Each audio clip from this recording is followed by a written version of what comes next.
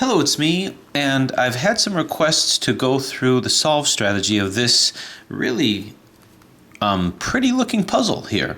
This is the Curvy Copter 2, and I'm just going to roll out the Curvy Copter 1. Actually, I'm sorry, Curvy Copter Plus. Curvy Copter 2 is a different kind of a puzzle. This is the Curvy Copter Plus, and I have it next to the Curvy Copter. You can see immediately the difference here is that you've got these extra pieces. You have a little bit more noise surrounding this puzzle. It's a edge turner, just like the Curvy Copter. All of these movements are the same, but you've got more complexity to the centers. And these over here that have the little dots, I'm going to call the inner centers, and these are the outer centers. Still, this is going to be the edge, and these are going to be the corners here. So in terms of the solve of this, the fact that they have this slicing down here in many ways causes an unbandaging or an unblocking of certain jumbled moves. So let's review real quick in terms of theory what it is we mean by jumbling. Just to look at the puzzle, like I say, it's a beautiful looking puzzle, moves great. I'm not a big fan of the color scheme. They decided to stray from that. Instead of orange, instead of yellow, or rather orange opposite red, they've got purple opposite red, blue opposite green, which is good, and then they've got yellow instead of opposite white. Well, they did away with white completely. Now, I'm not sure why they did that. Honestly, as a collector, I kind of like the way puzzles fit together, like a jigsaw puzzle within a jigsaw puzzle, seeing them resting together on the shelf. There's kind of a artistic quality to it, and I can arrange it as such, but there's something about these glaring differences that it just doesn't quite fit. So it doesn't detract from the puzzle really, it just is a interesting decision, and I much prefer the standard color scheme. But in any case, the movement itself is really good with this. Now, what more challenge has this been added? But let's go over some terms first. So when we talk about a puzzle being scrambled, we talk about the simple process, if we were to look at this 3x3, of taking a movement where you're using a piece that is of a certain type. So you got edge, edge, edge, edge, edge, center, corner, corner, corner, corner. When you do a normal move, basically, when you're turning it, you're turning an edge to where an edge spot is supposed to be. So a piece of a certain type goes to its specific slot of the same type. Corners go where corners go, edges go where edges go, and if the centers, like if it were a 4x4, we're able to move, centers would go where centers go. And because of that, you can make 90-degree turns in all directions. So that's a classic scramble. Something is scrambled when we say that happens. Well, when we talk about bandaging, bandaging is if you were to take 3x3 like this, and you start to put bandages over here. When that does that, it means that there's certain movements that I can't make. Some I can make this over here, but I can't make this over here. So when that happens, it restricts the movement, and by restricting the movement, I have to completely change my solve strategy. So I can move this over here, but when I do that, I can't move this. I can move this over here, here, but I can't move it back. So that process is just bandaging. Now, the way to solve that bandaging is the internal structure of this is the same as this. All you have to do is slice the bandage here, and there's actually kits that come with this, and then you can use it like a normal puzzle. But that's what's meant by bandaging. Now let's contrast that with what's meant by jumbling. So what do we mean by jumbling? So jumbling is a situation where you might or might not get bandaging, but it's where a certain movement is blocked. So let's say these move by 180-degree turns, but you are capable of making a 70-degree turn over here and then taking a turn after that. So I can move it over to here. Now after I do that, I may find myself blocking other movements. So over here, this movement here is blocked. In addition, this movement over here is blocked, but I can do this movement. So some of the other movements are blocked, but what makes this jumbling and not just bandaged? Well, it is bandaged, but the reason why it's a jumbling phenomenon is that in order to make this happen, in order to make this move, a normal move which is blocked, I'd have to cut the bandage. If I cut the bandage and I move it to a side, what will happen is I'll end up blocking a second movement with that. So let's say I wanted to move this over here. So I'm going to cut all along, I want to create a shape that can move. So in order to make this move, I have to slice through here. So imagine what's going to happen. Let's say I slice through here, then I can make that turn. If I make that turn, I freed up this, but if I try to make this turn, this will be blocked. To unblock this, I'd have to make another cut. I make that turn, but now I can't move this again because that's going to be blocked as well. So I have to keep making cuts and cuts and cuts until I've literally pulverized the puzzle into nothingness.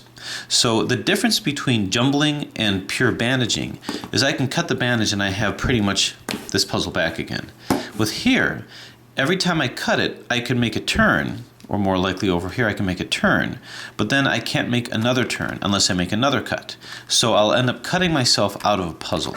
Now I know that that concept is a little difficult to understand, but I'm going to add another element to this. The difference here, what makes jumbling happen, and you can say, well, wouldn't this be jumbled? I can make this turn over here, and now I can't make this turn over here, and the answer is that's not jumbling because I can cut this. Now the underlying aspect to this is understand that when I made this turn over here, I turned a corner into a corner slot, I turned an edge into an edge slot. Because I did not change the particular slots that the particular kind of piece goes to, then I can cut the bandage and I can make it move. So this will never jumble per se, because I'm moving I'm moving a specific kind of piece to the proper slot so it can make the other movement. Here, what's happening, and the essence of why you get jumbling and why it's different than in just a cube. You generally get jumbling with edge turners because with edge turners you have the unique property of taking a corner and moving it, say, to a center. So this corner is now in a center spot, and this center is now in a corner spot. And despite the fact that I moved pieces of a certain kind to the wrong spot, I can now make another turn. I can turn this around and keep it there where this center, or rather this corner, is in a center spot with these guys, and this center is in a corner spot. In essence, when I do that, I can't make another turn, and that's another way that I like to look at jumbling. Another way that I like to look at jumbling is where when I take a piece of a certain kind and put it in the wrong slot, so to speak, if that's blocked, you're going to have jumbling, because even if I slice that, it's going to cause issues.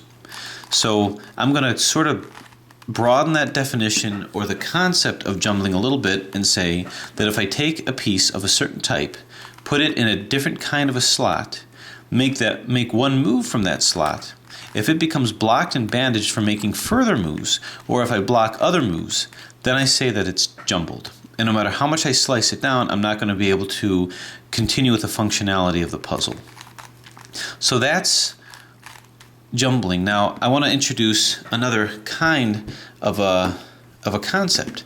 Let's take a look at this, and here's in essence the major difference here. I'm going to do the same move. I'm going to bring this over here. I'm going to take this center and put it in a corner spot, and this corner is in a center spot. I'm going to make my move over here. So basically this was like this and like this. And now with that done, I'm now going to take this and we'll just move this over to here. Well, we'll move this down over here, and we'll move this down over here. So I've got this in a corner spot. This can't make a turn. However, in this case, this puzzle can make a turn.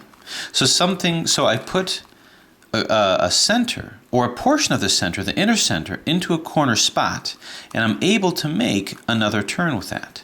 As a matter of fact, I'm able to turn this all around the puzzle. There is no restrictions in motion. We're going to get into what happened here in just a second, with this one and also with this one. So basically, the basic difference is that by dividing my centers into two components, an inner and an outer, the inner center can occupy a corner slot, and what's more, the corner here can occupy a center spot and still move just fine. So what do we call that? Well, we have a different word for that. There's something that will a different kind of a definition with that. When you take a piece of a certain kind, move it into a different slot, and have it able to move within that slot, basically substituting for that, we call that mix-up. So a puzzle can mix up. In addition to scrambling, it can mix up if you can take pieces of one kind and put it into another slot, as typified by this mix-up cube. So in a mix-up cube, we've got centers and edges. I'm able to move an edge into a center spot and turn it just fine. So now this turns and acts as This edge has now become a center, and this center can turn as an edge. Now this does not jumble. If this jumbled, then what would happen is that I would take this, put it into a different slot of the wrong kind, make a turn, and if upon making a turn I couldn't make a further turn, then it would jumble. But instead, because I can continue to make all the proper turns, instead of jumbling, we say it's mixed up. So a mix-up puzzle, or a puzzle that demonstrates mix-up type of characteristics, is something where a puzzle of a certain type can go to a different slot and then move freely and fine with all the different movements that you would expect. In which case you can get a lot of interesting and strange parodies that can emerge from this. So turn this here and up here. Okay, so in essence, this puzzle also demonstrates not just scrambling, but it can also mix up. It demonstrates mix-up components. Now the question is, now that this has been freed and now that the internal structure is different, have we lost the jumbling aspect of this puzzle? Because instead of jumbling, by freeing this and unbandaging it and changing the internal structure, I've really just converted it into a mix-up puzzle, and it demonstrates mix-up properties. And the answer is yes, it still jumbles, because although I can go like this, and I can still move this freely, if I try to do this here and turn it, this is still blocked. If I slice this here to unblock it and turn it, I'm still going to run into the same problem. This won't turn. This won't tie it up. But if I cut it here and turned it and tried to turn this piece, I wouldn't be able to do that unless I made a further cut. Then I turned that and I wouldn't be able to move it back unless I made a further cut. So basically, by freeing this up, I could add potentially more complexity to this to free up perhaps that and take the jumbling out completely. But instead, I just added this property of mixing up. Now, in terms of why I like to characterize things like this, whenever I get a puzzle that looks like it's going to be a big challenge, I like to do a little taxonomy. I like to define what kind of a puzzle it is, because if I know that, then I can apply maybe some of the things that I've learned about how to solve mix-up cubes and apply mix-up strategies, and that's exactly what I'm able to do with this puzzle. Now there's one other concept aside from the notion of what bandaging is and what being a mix-up is and what jumbling is. There's another concept which has potential importance with this puzzle. Let's say I have a situation I can demonstrate on this where I do a movement like this, and I'll call this a jumbling move. It's a jumbling move because jumbling can emerge out of this. And I turn it like this. Let's see, I turn it in here, and I want to turn this piece over here. Now, to those who have this puzzle, how many of you tried to turn and saw this situation? What are you going to do? You see that it's moving and it wants to bat this out of the way. It doesn't seem to like that. It seems like it's kind of locked up with this. Now, the thing about it is that although it appears that this really doesn't want it to happen, I could push it through. You could push it through. It takes a little effort, but there it is. It doesn't change the functionality of the puzzle at all, but it is a push. So have you guys ever done that with this puzzle? Had a situation like this and really wanted to make the move? Wondering if you should, wondering if it's legal to do that, and just did it anyway? Thinking, well, it's capable of doing it as long as I keep it in check. What do I call that situation? Well, one word that came to mind to describe a situation where a puzzle that appears to not want to move in a direction because it's being obviously blocked, but able to do that if you just push it through, is a concept called fudging. Now, I'll tell you right off the bat, this may be a little controversial. It's not exactly what fudging is, but it's the word that kind of came to mind when you have to push something through. There's a variety of other situations. Like, let's say I have a situation like this. I want to move this, but it's being blocked by these guys. Now, chances are you probably didn't try to move that through, but you can. I can push this through here and start to make other turns and other moves. And you can see things kind of clicking and the problem with this is it's a good way to potentially either possibly damage the puzzle or cause pieces to pop.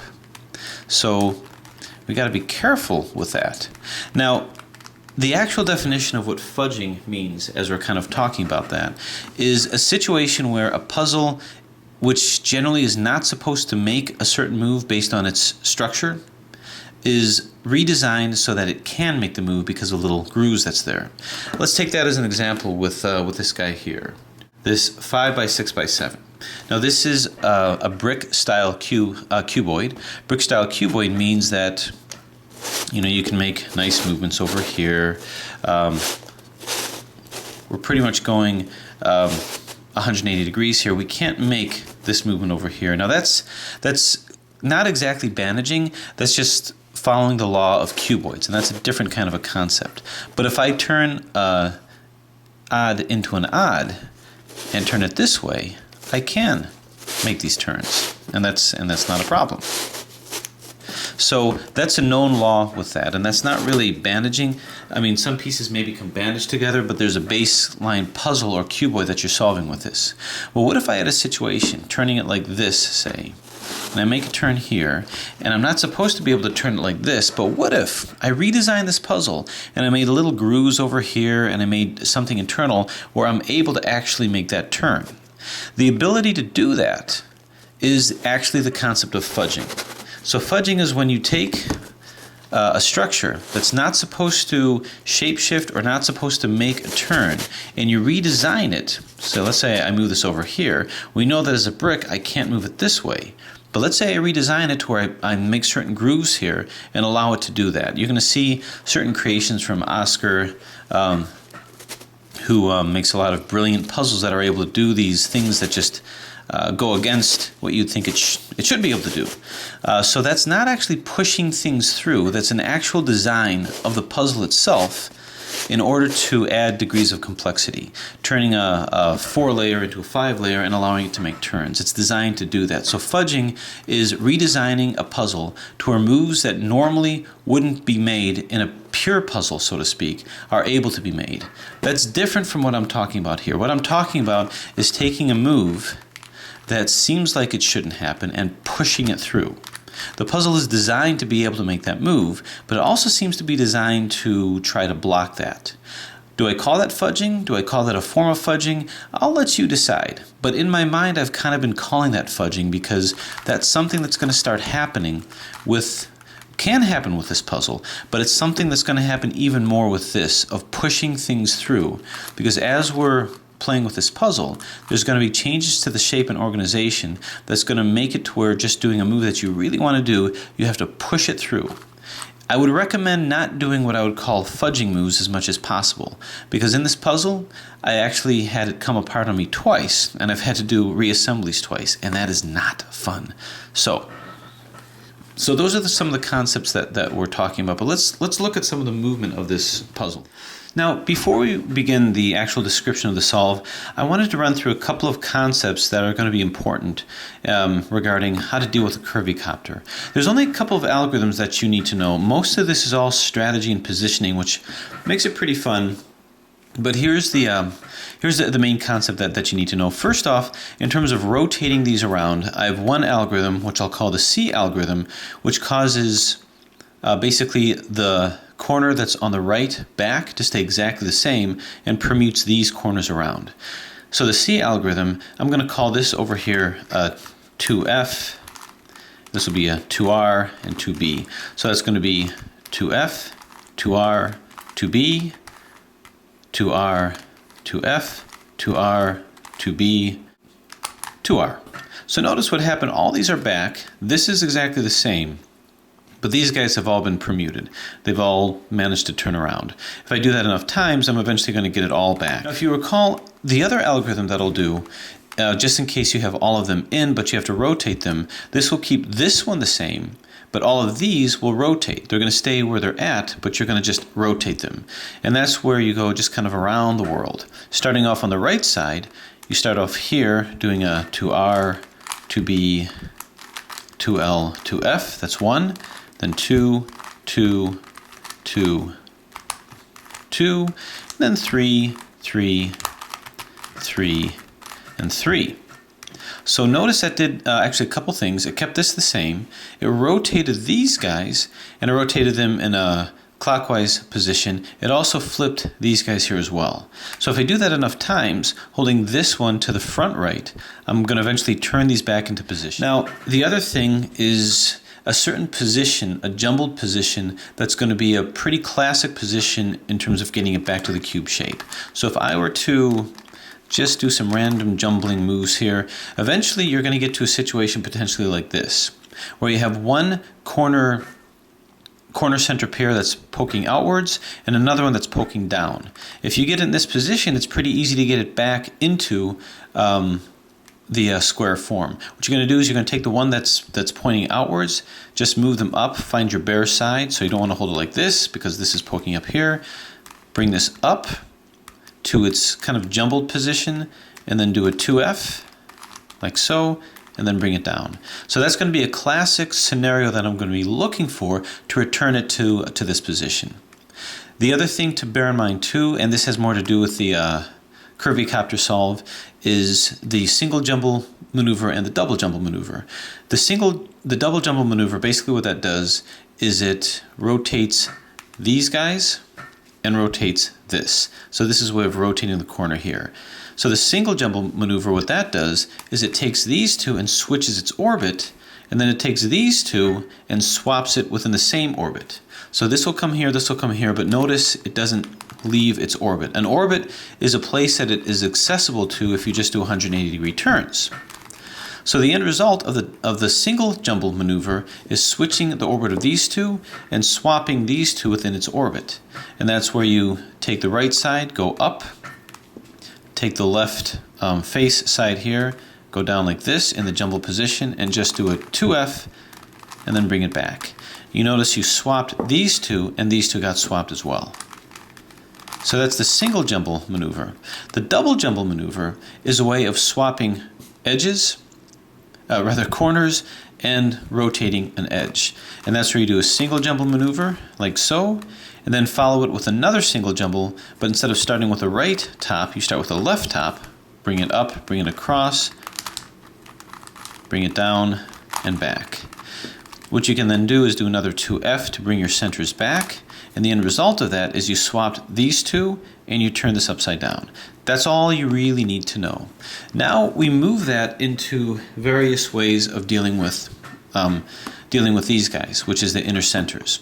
So I'm going to run through the algorithms first because it's really going to be difficult to see what I'm doing as the whole thing is all mixed up.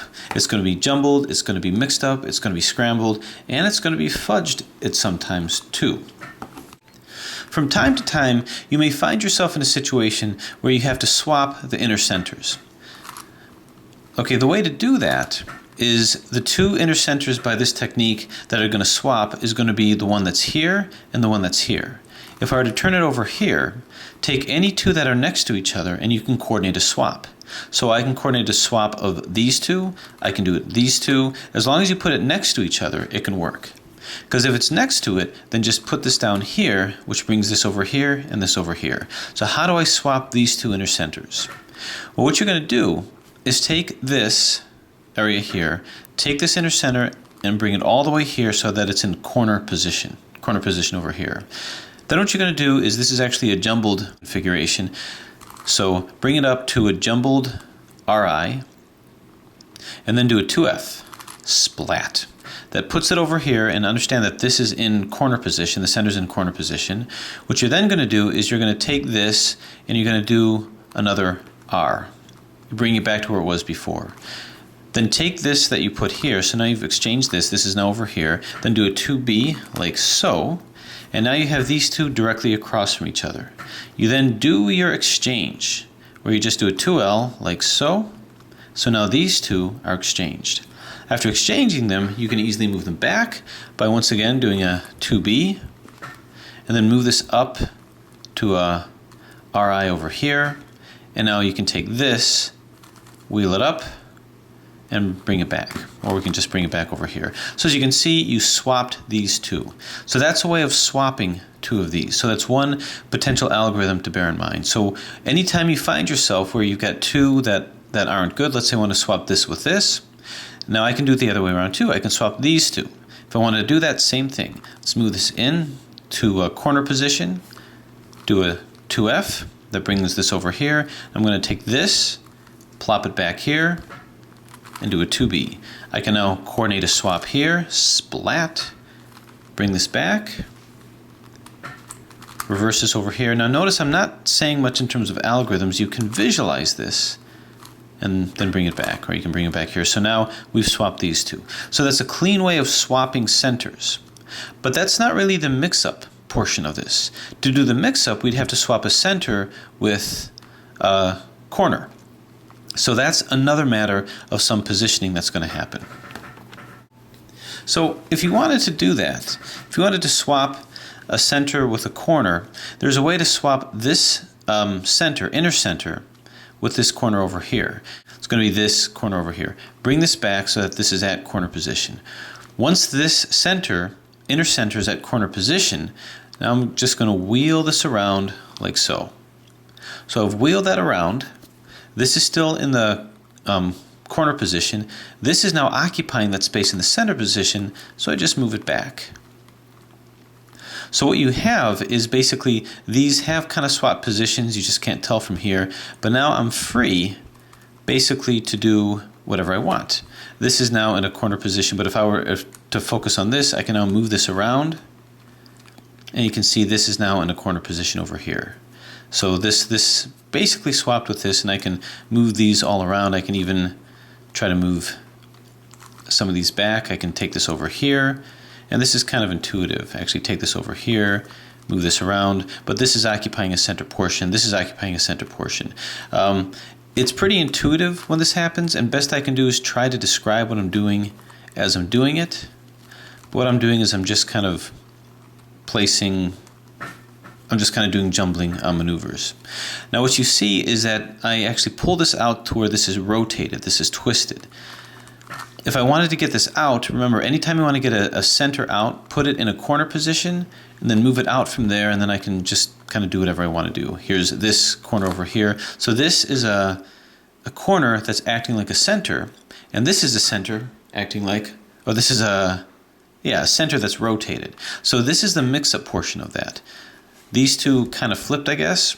So this is a center acting as a corner, this is a corner acting as a center. If I wanted to move this out, simply take this, put it in corner position, replace it with something else, and now you can do whatever you want to move it back up. You can move it here, and this was put in this position. All right, so it's just a matter of take what you want, put it in a corner position or a center position, move it around, and you can make things happen that way.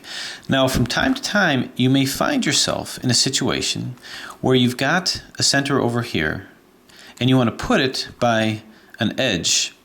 Let's say we want to match it up to an edge that isn't being used. So I'm going to move this out of the way. I'm going to move this over here. So here's an edge. I want to take this screen, I want to put it in with this edge. So this is doing some of my mix-up moves here. Now notice I can try to turn this, but this kind of limits it. So I do what I'll call fudging it, which means it doesn't look like it's supposed to do it, but there's enough grooves to make that happen. My suggestion to you is don't do that if you can help it. Try to avoid those fudging moves as much as possible, because it tends to strain the puzzle, and every so often a piece may pop, and if that happens, it's a nightmare. It's almost impossible to put back in. So I go over here, and I put this just across from where it's supposed to be. I turn it in, and it's the right color, but it's the wrong shape. So from time to time, you're going to find yourself in a situation where you need to get this in, you just have to rotate it correctly.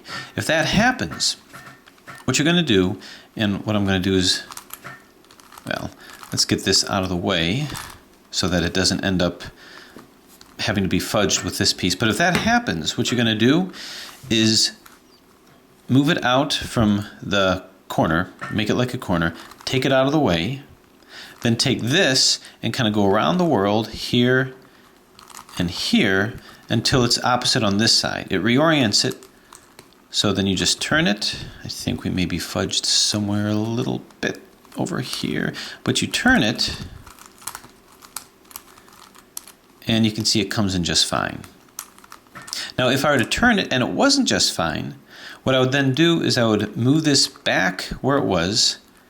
We're kind of fudged over here a little bit, so that's going to make it a little difficult.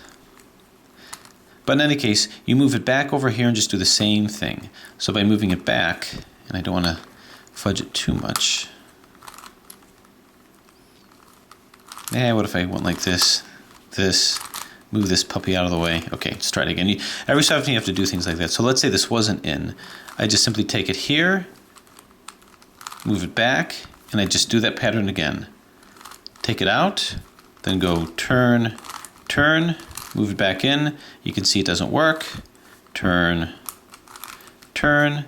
So move it here, take it out, turn, turn, move it in. Still doesn't work. Bring it back where you saw it before. Take it out, and turn, turn. This is a variation of the algorithms that I showed here, actually. Move it in, and eventually you'll get it in.